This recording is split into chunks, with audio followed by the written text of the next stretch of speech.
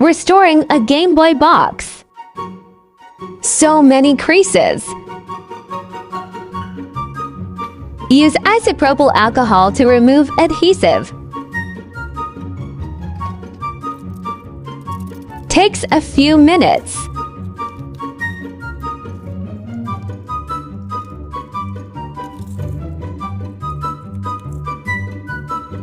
So satisfying.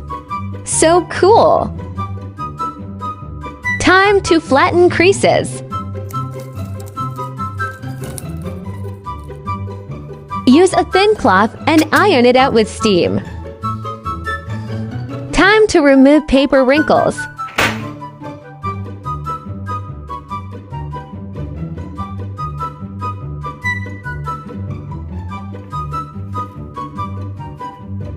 Much better.